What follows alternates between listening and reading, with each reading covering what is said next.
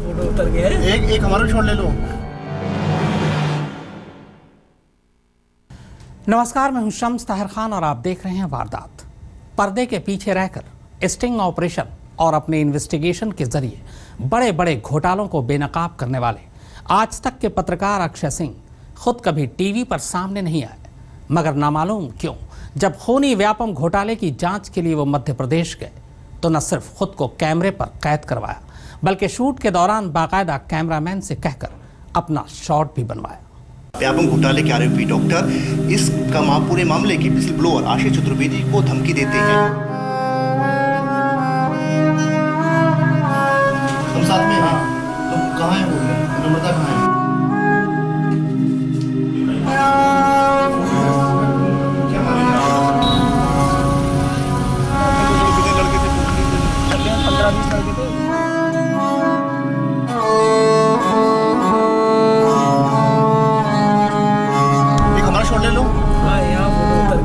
एक हमारा छोड़ ले लो।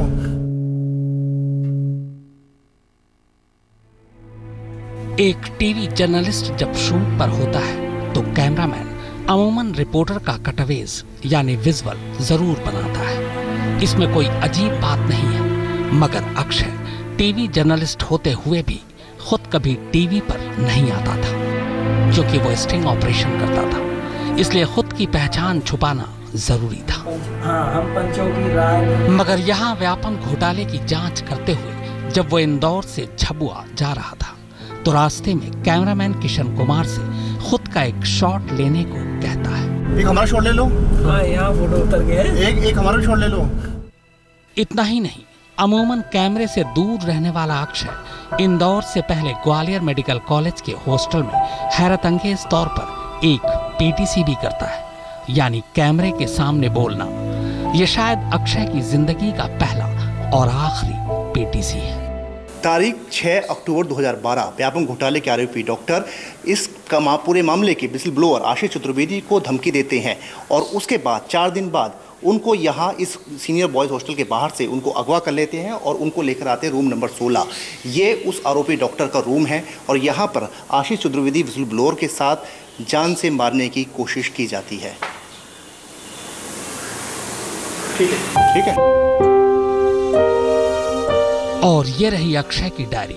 किसी भी रिपोर्टर की तरह इस डायरी में भी बस अक्षय के सोर्सेस के नंबर, नाम, जगह, पता और छोटी छोटी इंफॉर्मेशन है। इस डायरी में व्यापम घोटाले से जुड़े तमाम सोर्सेस, आरोपी, विसल ब्लोअर, पीड़ित परिवार के नाम और नंबर लिखे हैं। और इस वक्त यही डायरी अक्षय के हाथों में है। वो इस वक्त झबुआ में नम्रता दामोर के घर उनके पिता से बात कर रहा है और साथ ही डायरी में जरूरी चीजें नोट भी कर रहा है। कैमरा ऑन है और सब कुछ शूट हो रहा है। तस्वीरें बता रही हैं कि अक्षय ने कैमरे पर डायरी में आखिरी लाइनें ये लिखी है। Based on call details. इसके बाद कैमरा डायरी और अक्षय दोनों से हट जाता है और अब वो नम्रता के पिता और घर में रखी नम्रता की तस्वीर को कैद करने लगता है। मगर कैमरा हटने के बाद भी अक्षय अपनी डायरी में 11 और लाइनें लिखता है और ये है अक्षय की डायरी में उसके हाथों से लिखे आखिरी 2 शब्द। ये शायद किसी के नाम है, शारहास और अनुपम। इसके बाद डायरी के पन्ने खाली हैं, क्योंकि इसके थोड़ी ही देर बाद इसी कुर्सी पर बैठे बैठे अचानक अक्षय की तबीयत बिगड़ी और फिर कुछ ही देर में अक्षय की मौत हो गई। आज तक ब्यूरो। व्यापम घोटाले की तफ्तीश के लिए अक्षय पूरी तैयारी करके मध्य प्रदेश गए थे। किस किस सोर्स से मिलना है, किस पीड़ित के घर जाना है, किस गवाह से मिलना है और किस सरकारी अफसर को घेरना है, सब कुछ पहले से प्लान था। और इसी प्लान के तहत अक्षय ने अपना मिशन ग्वालियर से शुरू किया। ग्वालियर के एडिशनल एसपी से उनका पहला सवाल ही यही था कि आखिर व्यापम घोटाले में लोगों की मौत क्यों हो रही है। आज तक के पत्रकार अक्षय सिंह दिल्ली से 30 जून को मध्य प्रदेश के लिए निकले थे व्यापम घोटाले की खूनी साजिश को बेनकाब करने। इस दौरान अक्षय ने कई शहरों और कस्बों के चक्कर काटे। उनका पहला पड़ाव ग्वालियर था। ग्वालियर में अक्षय शहर के एडिशनल एसपी से भी मिले। सवाल वही था कि व्यापम घोटाले में इतनी मौतें क्यों? जितने भी आरोपी थे या जो इसमें आरोपी बनाए गए या नहीं भी थे, मामला नाम जुड़ा हुआ था किसी न किसी तरीके से, उनकी काफ़ी लोगों की डेथ हुई है। आपके इलाके में भी 10-11 लोगों की डेथ हुई है और बड़े लोग कहते हैं संदिग्ध परिस्थितियों में डेथ हुई है। जाहिर है हर कोई इसी सवाल का जवाब जानना चाहता है। अक्षय के इस सवाल पर एडिशनल एसपी ने क्या कहा वो भी सुनिए। टोटल मैं बताया करीब 350 अभी तक गिरफ्तारियाँ हुई हैं। इसमें से 9 लोगों की डेथ होना अभी जानकारी में ग्वालियर अंचल में आई हैं और प्रत्येक जो कुछ लोग ऐसे हैं इनमें से कि जिनका 2010 के पहले ही डेथ हो गई थी, बाद में उनका दलाली में या रैकेटियर में नाम आया। अक्षय अपनी इन्वेस्टिगेशन और अपने सोर्सेस के साथ साथ पुलिस, सरकारी अफसर और वकीलों से भी तमाम जानकारी जुटाने की कोशिश कर रहे थे। इसी कड़ी में वो ग्वालियर में सांख्यिकी अधिकारी डीसी मालवीय से भी मिले। मुलाकात और बातचीत के बाद बाकायदा उनकी बातों को कैमरे पर रिकॉर्ड भी किया। सर बताइए, विसिल ब्लोअर है, किस तरह की सुरक्षा, किस तरह का खतरा आपको रहता है? देखिए, जब मैंने पूरा मामला उठाया तो सबसे पहले मुझे जान से मारने की धमकी 7 दिसंबर 2009 को मिली, जो कि इंद्रभूषण द्वारा दी गई थी, जो कि पीएमटी 2009 पेपर आउट का आरोपी है। तब हमने इतना लाइटली लिया कि कोई चलो देखते हैं, धमकी तो बहुत लोग देते हैं।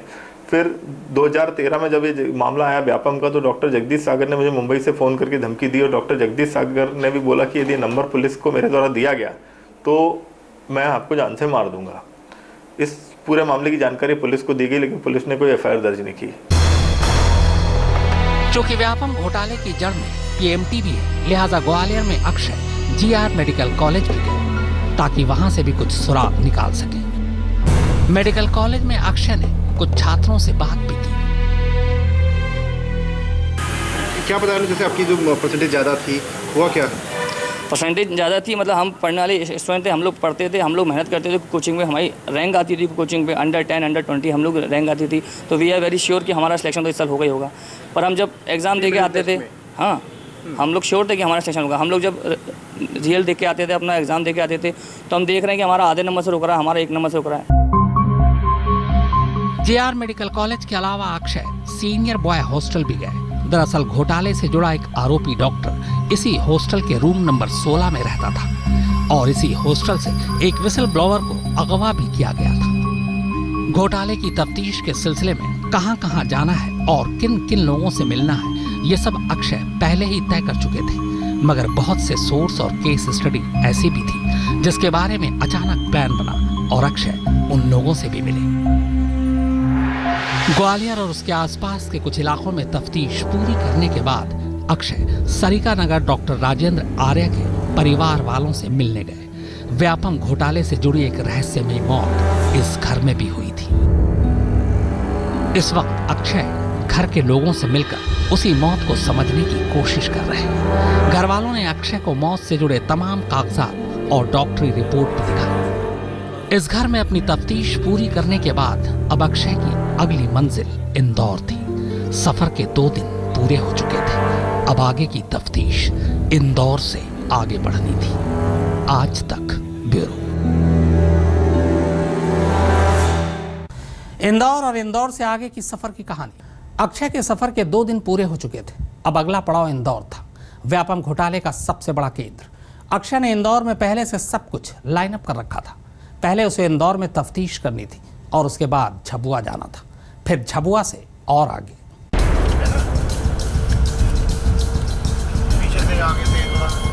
व्यापम घोटाले के लिहाज से इंदौर सबसे अहम शहर है, क्योंकि इस घोटाले की पहली एफआईआर और गिरफ्तारियां इंदौर में ही हुई थी। अक्षय इंदौर में अपने तमाम सोर्सेस से मिलता है और फिर केस स्टडी के सिलसिले में रिंकू के घर पहुंचता है। यहां भी व्यापम से जुड़ी एक मौत हुई थी। मौत 29 साल के लड़के रिंकू की। रिंकू के बारे में कहा गया कि उसने झांसी में फांसी लगाकर खुदकुशी कर ली थी, जबकि घरवालों का तर्क था कि खुदकुशी करने वाला शख्स जब फांसी पर झूलता है तो मरने के बाद भी फंदे पर झूलता ही रहता है, जबकि रिंकू की लाश जमीन पर पड़ी मिली थी। 2013 में जे इसकी ये खबर आई इसकी सुसाइड हो गई है, सुसाइड कर ली है इसने झांसी में। तो थाने वालों का फ़ोन आया था, उसके बाद देखा तो वहाँ पे वो ख़त्म मिला था। जब गए थे थाने में तो देखा तो वहाँ पे मुंह से खून, सिर में से खून और कान में बगली से खून आ रहा था, स्क्रैच भी थे चेहरे पे। तो अपन ने बोला तो पुलिस वालों से कि ऐसा नहीं लग रहा है कि सुसाइड की है इसने, क्योंकि गेट खुले हुए थे और कुछ फंदा वगैरह भी नहीं अपन को दिखा था कि फंदा लगा हुआ है। और उन्होंने बोला चलो आप 12-13 दिन बाद आना, तो उसके बाद फिर कार्रवाई करेंगे आगे की, तब तक आप फिलहाल इसको दाह संस्कार करो, उसके बाद ले जाओ आप। यहाँ से तफ्तीश पूरी करने के बाद अक्षय का सोर्स 3 और जगह जाने की बात कहता है। यहाँ से सीधा रास्ता है, कितने किलोमीटर है? फिर तय प्लान के मुताबिक अक्षय यहाँ से रिंकू के भाई के क्लिनिक पहुँचता है। वहाँ वो उसके भाई से रिंकू के बारे में सारी जानकारी इकट्ठी करता है। अम्बा में कितने दोस्त हैं, कवाली में कितने दोस्त हैं, मुरैना में कितने? अक्षय की अगली मंजिल अब डॉक्टर नरेंद्र तोमर का घर था। डॉक्टर तोमर भी खूनी व्यापम के शिकार में से एक थे। अच्छे खासे डॉक्टर तोमर की अचानक तबीयत बिगड़ती है और फिर मौत। अक्षय घर वालों से मिलता है और फिर एक एक सबूत और सुराग ढूंढना शुरू कर देता है। इसी कड़ी में वो तोमर के घर वालों को मोबाइल पर आया एक SMS भी अपने कैमरामैन से कहकर रिकॉर्ड कराता है। इसके बाद अक्षय इंदौर में और भी तमाम लोगों से मिलता है। फिर रात इंदौर के एक होटल में काटने के बाद अगली सुबह वो झबुआ के लिए रवाना हो जाता है। झबुआ में नम्रता के घर पहुंचने के बाद अक्षय का सफर बस वहीं थम जाता है। रिपोर्टिंग अधूरी रह जाती है क्योंकि जिंदगी ने जिंदगी को बस इतनी ही मोहलत दी थी। आज तक ब्यूरो। मौत से फकत 5 मिनट पहले तक अक्षय की हालत बिल्कुल सही सलामत थी। वो चाय पीते हुए व्यापम घोटाले के सिलसिले में इंटरव्यू करने की तैयारी कर रहे थे, लेकिन फिर अचानक ही तबीयत बिगड़ी और अचानक ही सब कुछ खत्म।